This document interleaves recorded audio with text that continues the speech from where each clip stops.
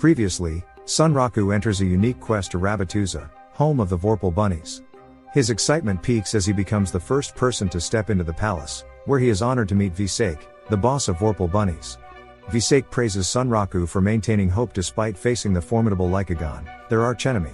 At Rock Roll Game Shop, Rei stalks around in search of Sunraku, giving off intense creepy stalker vibes. Observing her actions, Mana, the store employee, instantly understands Rei's actions and assures her that Sunraku is likely immersed in playing Shangri-La Frontier. Noticing Rei's persistent search for Sunraku, Mana realizes that she is yet to find him. Rei then gives insight on her quest to locate a player named Sunraku, who apparently skipped the initial town. Mana, finding amusement in the situation, labels Sunraku as a typical player engrossed in trash games.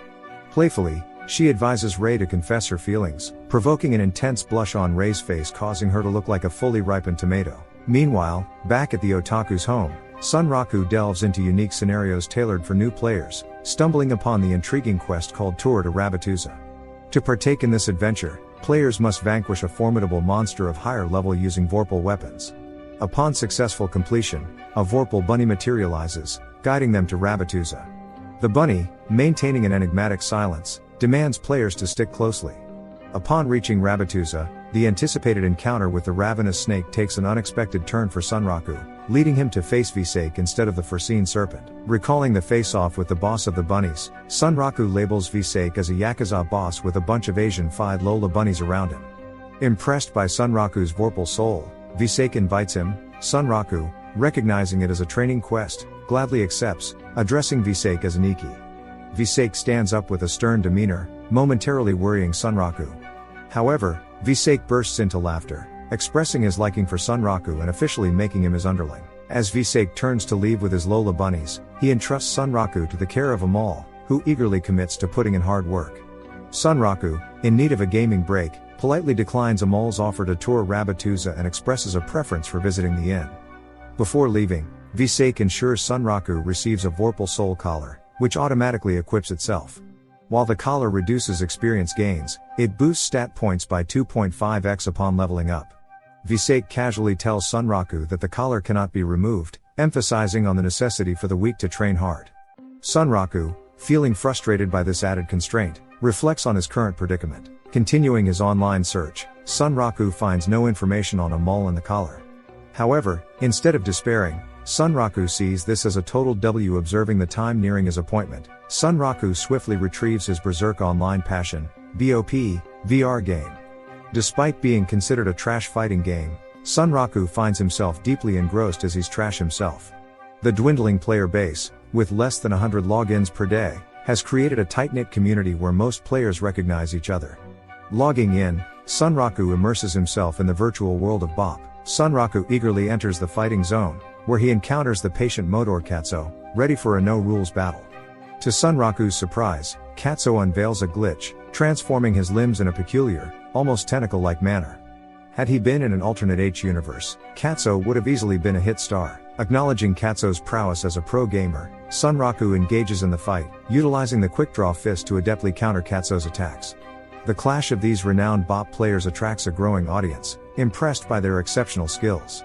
Sunraku manages to cut one of Katsuo's arms, yet he ultimately faces defeat. Despite the loss, Sunraku finds revitalization in the PvP experience, a stark contrast to his previous NPC battles. Katsuo, revealing his desire to challenge one of the 7 Colossi, contemplates joining SLF, sharing his loneliness in the real world where none of his friends play Bop. Additionally, he discloses that Arthur Pencilgon, another acquaintance, is aware of Sunraku's venture into SLF. Earlier, Pencilgon receives a message from Katsuo expressing her surprise at Sunraku's departure from trash games and her intent to guide him through SLF, emitting unmistakable Ara vibes. Sunraku and Amal, united in SLF, set out for Secondil with the aim of exploring Rabbituza. While expressing his curiosity about Rabbituza, Sunraku is resolute about reaching Thirdreama before the anticipated summer break SLF surge. Amal, being a dumb NPC, finds herself uncertain about Sunraku's specific goal but is still happy to be there, so she agrees to join him and promptly sends a party request. Upon acceptance, Sunraku is taken aback by Amal's significantly superior stats. As they make their way through Secondil, their presence attracts attention, particularly from a group of curious girls. The girls are intrigued by Sunraku's talking pet, the the Vorpal bunny, and excitement ensues. Eager to keep this unique scenario under wraps, Sunraku swiftly flees the scene with Amol in tow. Unfortunately, one of the girls manages to capture a screenshot, intending to share it online with the aim of seeking guidance on the mysterious process of taming a Vorpal bunny. Sunraku, curious about the extent of his curse, tests it on a ram outside Second Ill. To his surprise, the ram swiftly changes direction and flees upon sensing the curse. Unfazed, Sunraku gives chase, eventually cornering the ram and delivering a decisive, critical hit fueled by his inertia.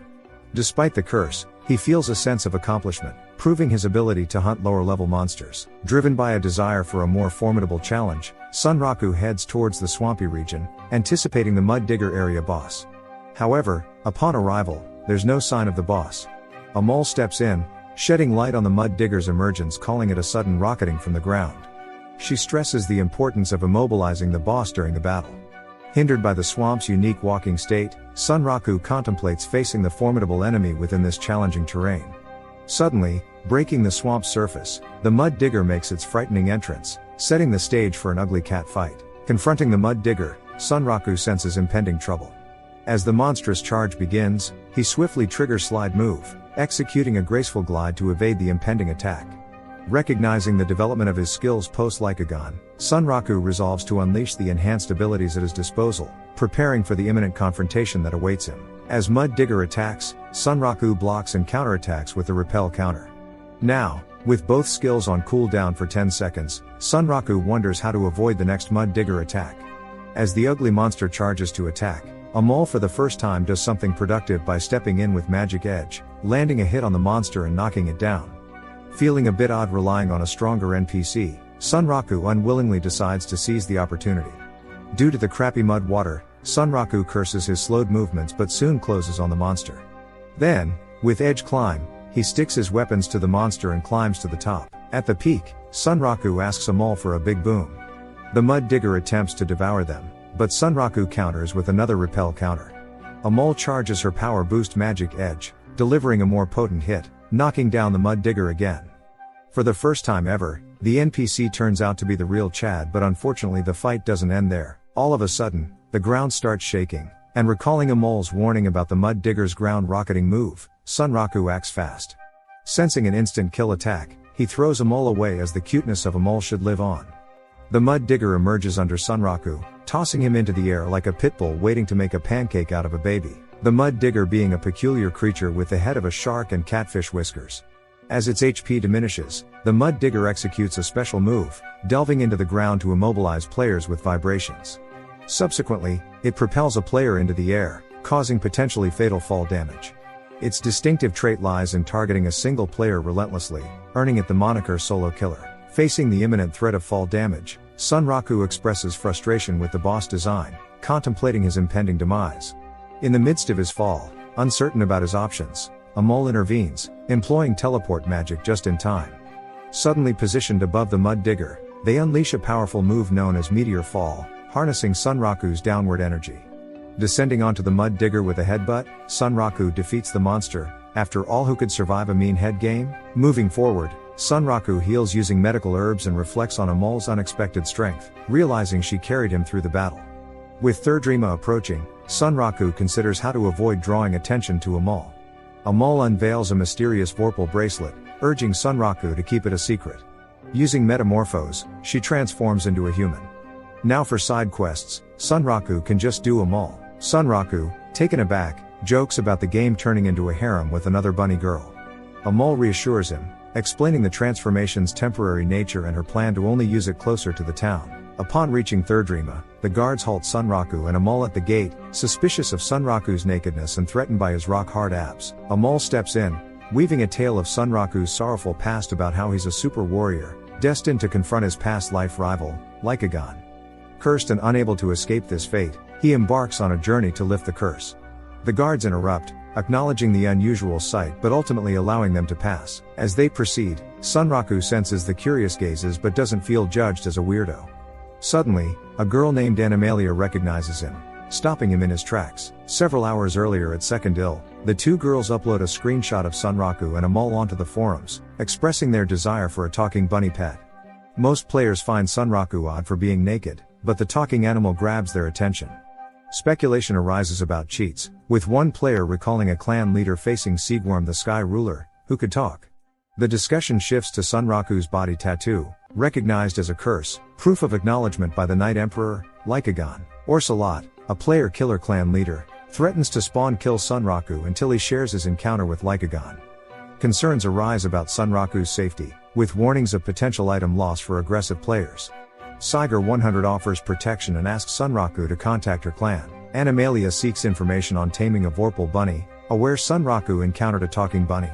Unwilling to share details about the unique scenario and unsure of how he triggered it, Sunraku faces an attack from Pencilgon, whom he recognizes as Pencil Knight.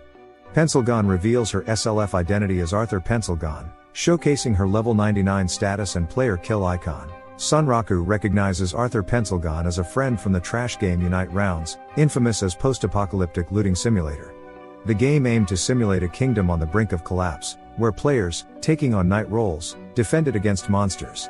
It was marked by a dismal item drop rate, making even basic resources challenging to obtain.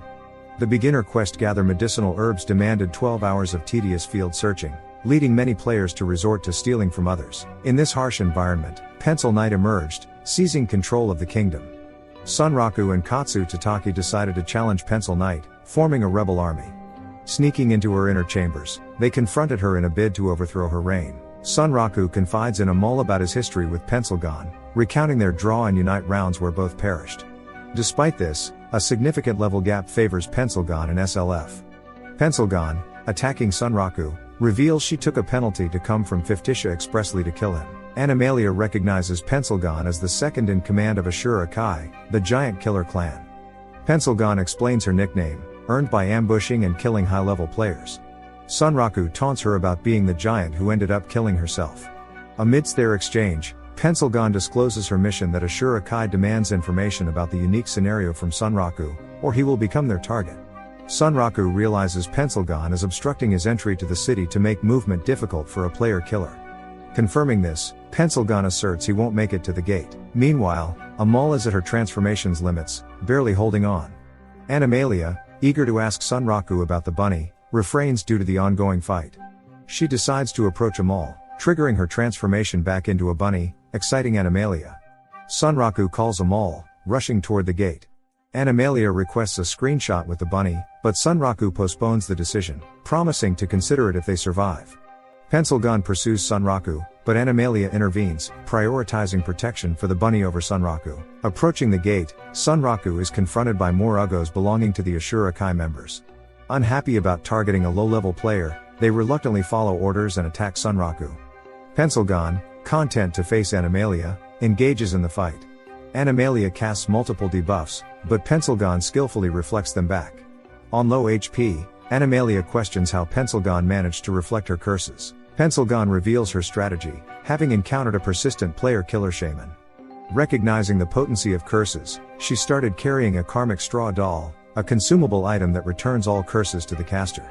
Pencilgon, being a total nut job, expresses her intention of watching Animalia succumb to her poison debuff. Meanwhile, the Ashura Kai members persist in attacking Sunraku when Siger Zero intervenes, swiftly eliminating one of them. Recognizing her as the attack master, the remaining 3 members acknowledge her reputation. Sunraku, uncertain about another powerful player's involvement, is surprised to see Rei. She reveals her search for Sunraku after receiving a message from her sister, Siger 100. Siger 100's mail instructs Rei to pause her private player hunt and find a player near Sekindil with a talking Vorpal bunny, likely headed to Third Rima. The described player is equipped with a staring bird mask and bears Lycagon's mark on his legs and torso, Sunraku. Knowing other clans like Ashura Kai are after him, Siger Zero rushes to Third Rima. Rei, realizing this is her chance to impress Sunraku and get a lick of his hard abs, decides to save him from the player killers. Pencilgon acknowledges that the Ashura Kai members won't succeed in killing Sunraku. Faced with his skills derived from playing terrible games, she recognizes their value surpassing mere items and stats, proving to be a significant asset in SLF. With both Katsu and Sunraku now in SLF, Pencilgon sees her project as more feasible. Spotting Siger Zero, Pencilgon is delighted that Sunraku has drawn the attention of both Zookeeper and Attack Master. Prepared to confront Siger Zero, she contemplates countering her final trump card, aware that the Karmic Straw doll can only reflect 5 debuffs. That's all for now, stay tuned for the rest of the series. Thanks for watching.